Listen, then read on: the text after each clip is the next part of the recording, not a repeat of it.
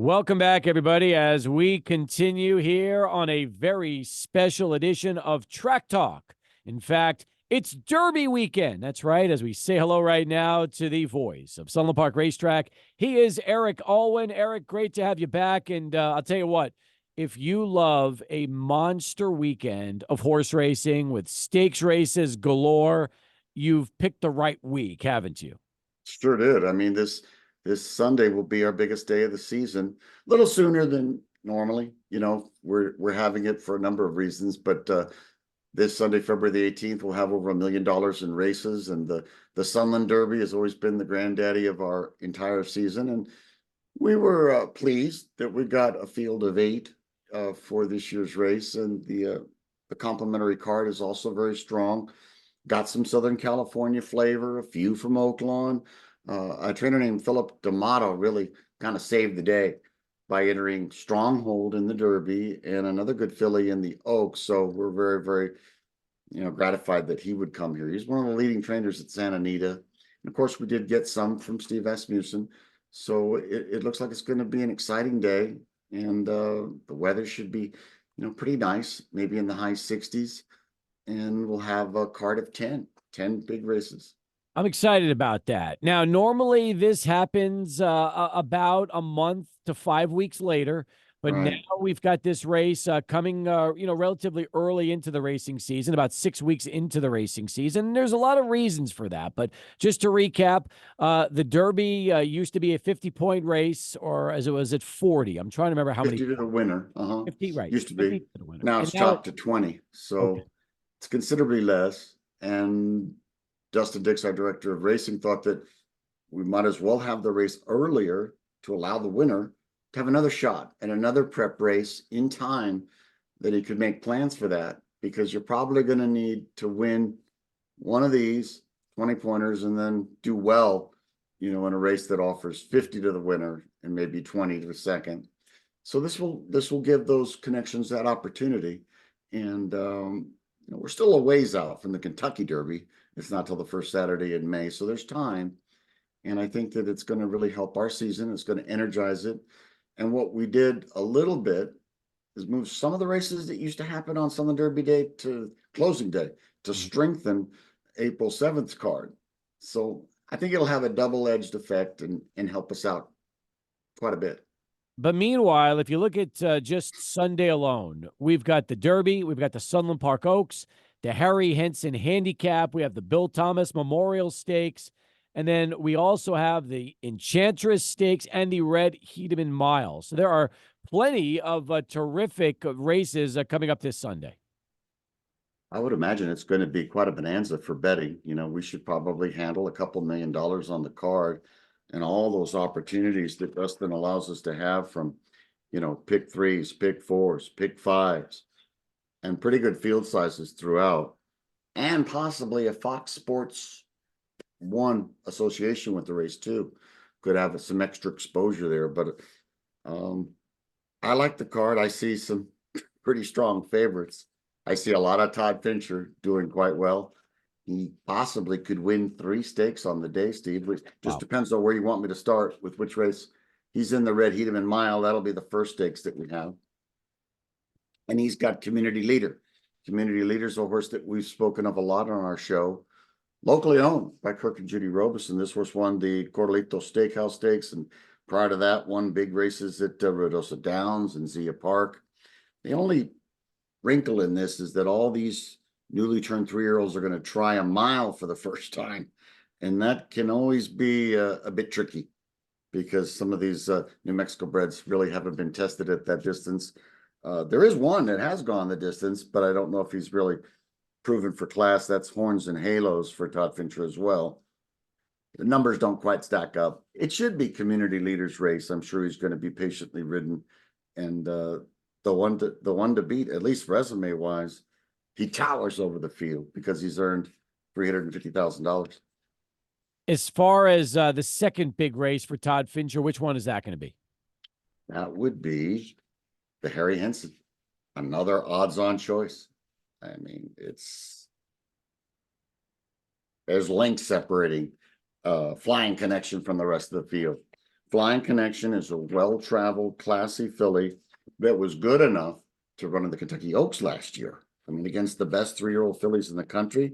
And she ran a courageous race. She did all the heavy lifting in that race. She set the pace, led for 3 calls, finished 6th in a field of 10. But I really was impressed by the way she ran and the heart she showed. Later on last year in 2023, she went on to beat boys at my other track, the Downs at Albuquerque. She won the Charles Taylor Derby, and she romped in the Zia Park Oaks. And she's such a fine filly that one of the nation's leading riders loves her. Joel Rosario will be here among some other mounts that he'll have during the big day card to ride her. She's an awesome filly, and I don't see anybody that can get in her way. There is the defending champion in the race, the 11-1 long shot winner from last year's Harry Ensign, that City on the Nile, and she's a fine, fine mare, much improved mare. She used to be a claimer. I just don't think she can go toe-to-toe with such a well-powered filly like Flying Connection. Trek will be trying to figure out who's going to be second in that race. Eric Alwan with us right now. He is the track announcer for Sunland Park Racetrack and Casino and a longtime director of public relations, talking about the big weekend, Sunday race day. We've been bringing up Todd Fincher because he's been so successful at this racetrack. Now, you mentioned the 2 horses. How about number 3? Let's see. Todd, I think, is going to be running another fine horse in the Bill Thomas Memorial. And that's really not one of the heavy favorites he's got. He's got Candy Island in the Oaks, but we might as well talk about the Bill Thomas Memorial because Espionage isn't Todd's horse, but is Todd's father's horse, Leroy Fincher. And Espionage won the Fort Bliss Stakes just about a month ago, coming from off the pace. Very dangerous if the pace gets hot in that race, and that's the sprint race. Steve Asmussen has Jackson Traveler.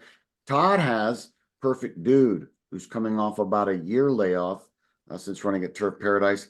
Probably the now horse, the horse with the greatest resume, is Mine That Star. And that's the half-brother to Mine That Bird, who's really carving out quite a illustrious career in his own right.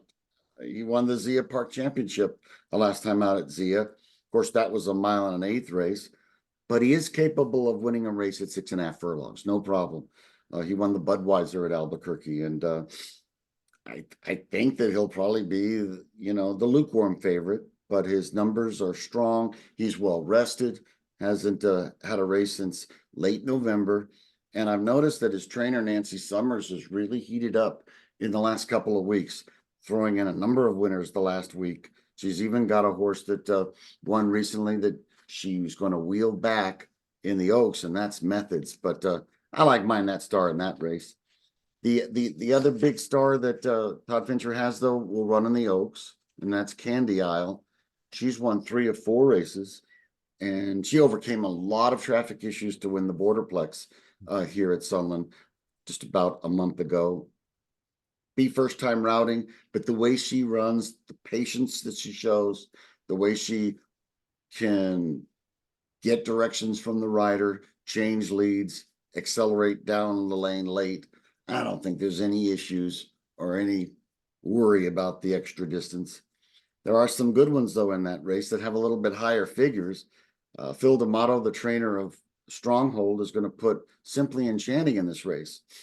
And he really saved the race because there's only 6. Without him, I don't know if the Oaks would have made, but Simply Enchanting won her debut at Santa Anita and got a very strong 78 buyer, highest in the field.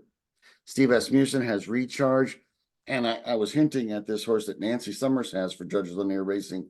That's a horse called Methods, who back on February the 9th, that was just a few days ago, is going to wheel back 9 days later and try to win her first stakes race after beating the boys in a maiden event.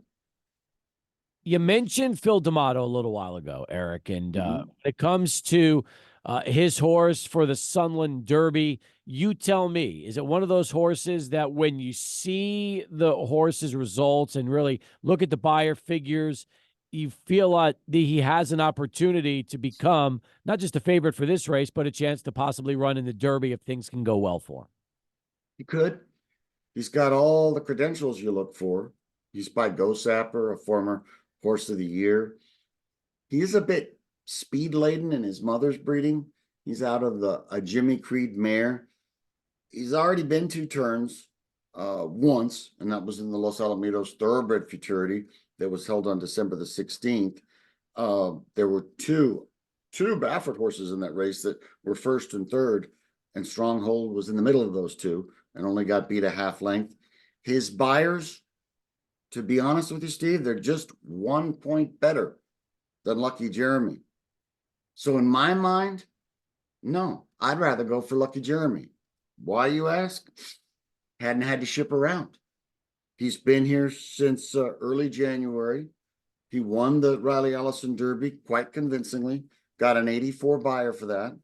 Stronghold running second in that Los Al Futurity, got an 85, but you could maybe project some more improvement for Lucky Jeremy because he's had 2 more local workouts since winning that race. And I think he's got great breeding on both sides. He's a looking at Lucky son out of a War Chant mare. Those types can usually run all day. It could come down to a match race between those two. It seriously could. We've also seen, Eric, upsets in the Sunland Derby. There's no doubt about it. We've seen last year, huh? Yep, absolutely right. You never know how that race is going to end up. So why don't we talk about, it's an 8-horse field, some of the other horses, because I think it bears mention that if people love to play long shots, you'll have a few of those in this race as well. You will. There'll be a few. Not that this horse is going to be a long shot, Steve, but Informed Patriot has resume credentials that are decent. Steve Asmussen is his trainer. He's by Hardspun. He's also owned by Kirk and Judy Robeson. Boy, they've been such successful owners over the long haul, not just at Sunland, but across the country. And this horse was third in the Smarty Jones at Oaklawn, a very, very tough meet. Got an 82 buyer, and his figures are ascending.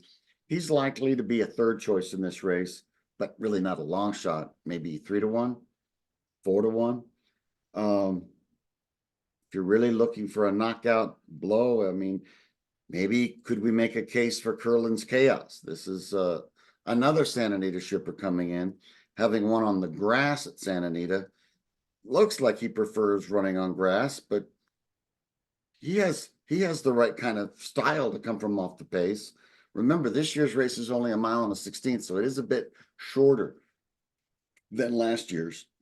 The horse that I kind of like, not to win it, but if you were looking for a rabbit, a horse that could be the thief in the race, what about A Lot of Luck? He made Lucky Jeremy work quite a bit in the Riley Allison Derby and was a good second, only beaten 2 lengths.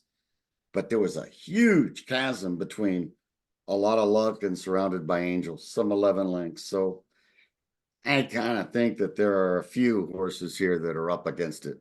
No Trouble, Surrounded by Angels, and Durango. Just too much to overcome. Of course, I say that, in last year's winner, Wild on Ice, did about the same thing. Had a huge form reversal over horses that had trounced him. But the great Joel Marr trained him, so that was the reason probably why he won that race. Do we have Joel in this year's race? We do. No Trouble was a maiden winner last time out. Time before that, he was second to A Lot of Luck.